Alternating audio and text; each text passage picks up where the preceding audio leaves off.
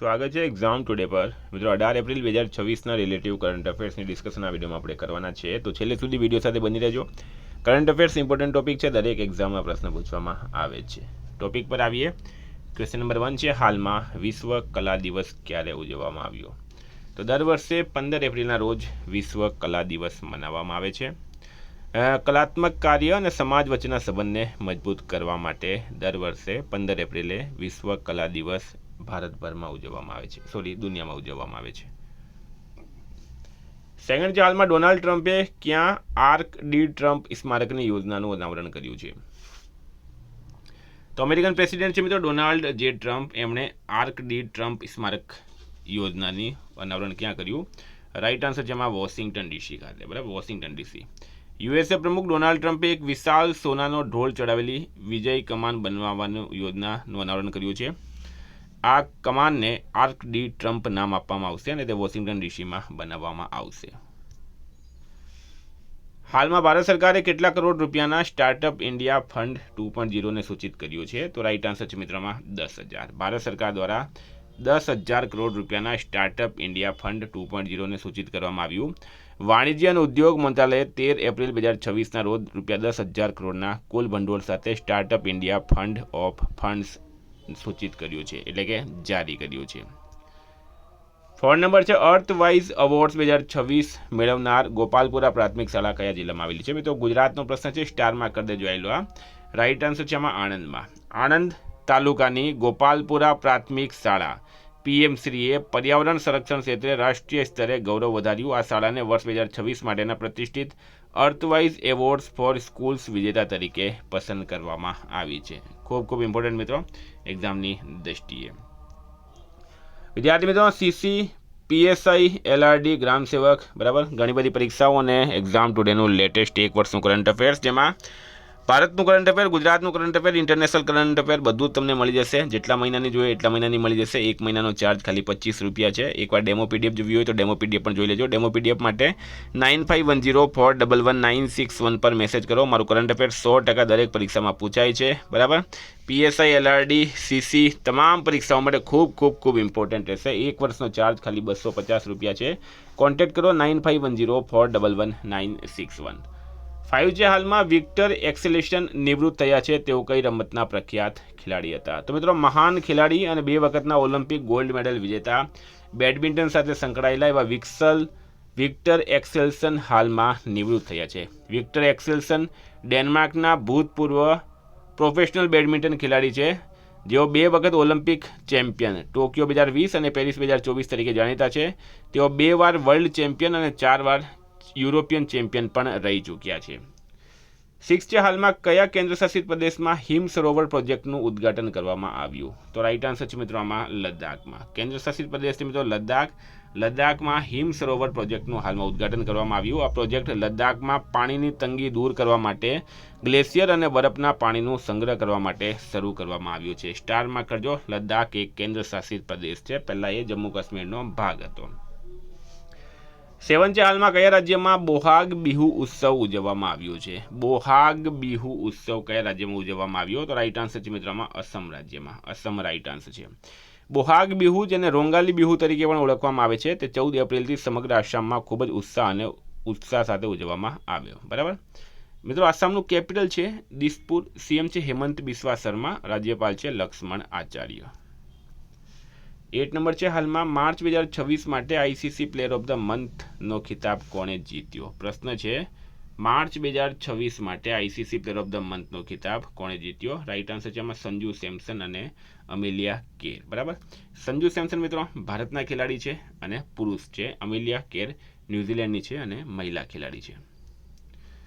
9 number છે, HAL અને GE aerospace વચ્ચેનો કરાર શેનાથી સંબંધિત છે? તો હાલમાં HAL એટલે કે હિન્દુસ્તાન એરોનોટિક્સ લિમિટેડ અને GE એરોસ્પેસ વચ્ચે કરાર થયો હતો. મિત્રો એ જેટ ઇન્જિન બનાવવાથી સંબંધિત છે.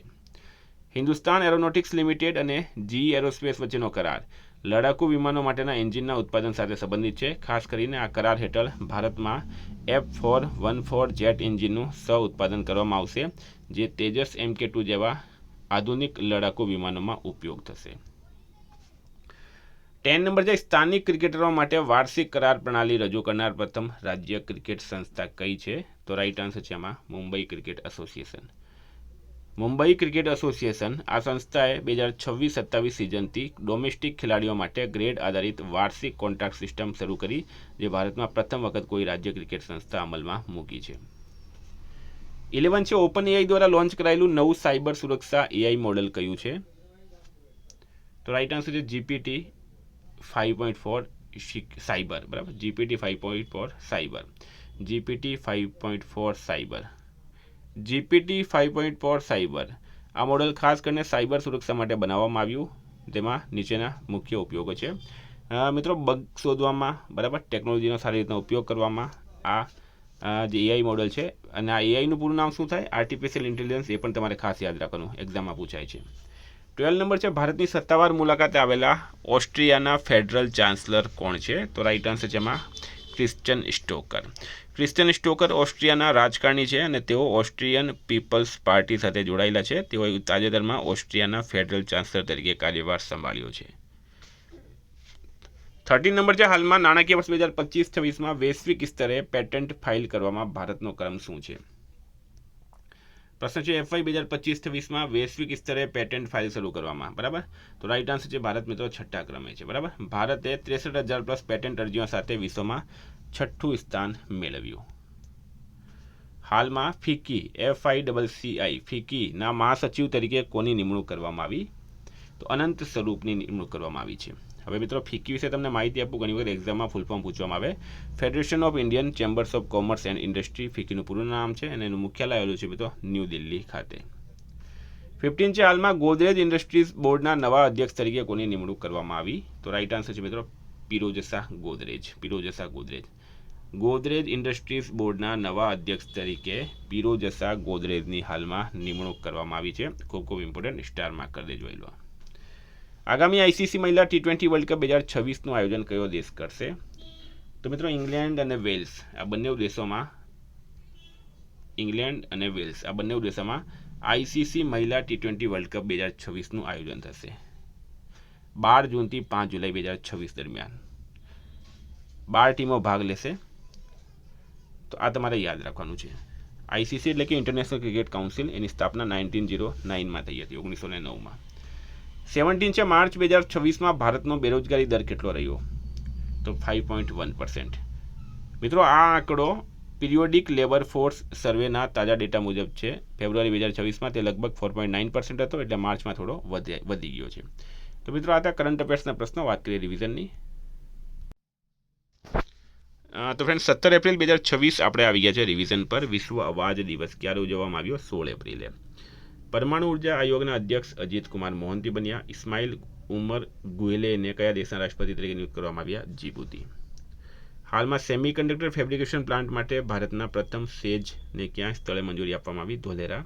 કયા રાજ્યમાં પ્રતિભાશાળી ખેલાડીઓના ડીએનએનું મેપિંગ કરવા માટે સ્પોર્ટ્સ જીનોમિક્સ પ્રોગ્રામ શરૂ કરવામાં આવ્યું? ગુજરાત. ભારતીય નૌસેનાના વાર્ષિક કમાન્ડર્સ 2026ની પ્રથમ આવૃત્તિ ન્યૂ દિલ્હીમાં યોજાઈ. ઇન્ફોસિસે કોને તેના વૈશ્વિક બ્રાન્ડ એમ્બેસેડર તરીકે નિયુક્ત કર્યા? કાર્લોસ અલ્કરાઝને.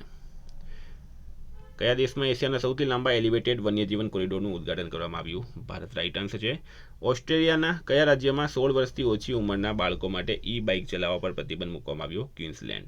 15 એપ્રિલના રોજ ઉજવાતું બંગાળી નવ વર્ષ શું કહેવાય છે? પોઈલા વૈશાખ. હાલમાં હિમાચલ પ્રદેશનો કેટલામો સ્થાપના દિવસ મનાવાયો? 79મો. કઈ યુનિવર્સિટીએ AIU નેશનલ મ્યુટ કોર્ટ સ્પર્ધા 2026 જીતી? BHUએ. પ્રધાનમંત્રી મોદી દ્વારા કયા રાજ્યમાં શ્રી ગુરુ ભૈરવકીય મંદિરનું ઉદ્ઘાટન કરવામાં આવ્યું? કર્ણાટક. રાઈટ આન્સર છે હાલમાં કઈ બેંકે જીઓ ફોન ઉપકરણો દ્વારા ફીચર ફોન બેન્કિંગ સેવા શરૂ કરી? BOBએ. હાલમાં સાયપ્રસમાં યોજાયેલી ફીડે મહિલા ઉમેદવાર ટુર્નામેન્ટ 2026નો ખિતાબ કોણે જીત્યો છે? R વૈશાલીએ. વિદ્યાર્થી મિત્રો, ગઈકાલે પ્રશ્ન પૂછાયો હાલમાં બિહારના નવા મુખ્યમંત્રી કોણ બન્યા છે? રાઈટ આન્સર હતું સમ્રાટ ચૌધરી. આજનો પ્રશ્ન છે નાણાકીય વર્ષ 2026માં ભારતનો ટોચનો વેપાર ભાગીદાર કોણ બન્યો? એનો જવાબ તમારે કમેન્ટ બોક્સમાં જણાવવાનું. વિદ્યાર્થી મિત્રો, વોટ્સએપ ટેલિગ્રામની લિંક ડિસ્ક્રિપ્શનમાં છે. PDF માટે 9510411961 પર કોન્ટેક્ટ કરો. Thank you. ફરી મળીશું. જય હિન્દ, જય ભારત.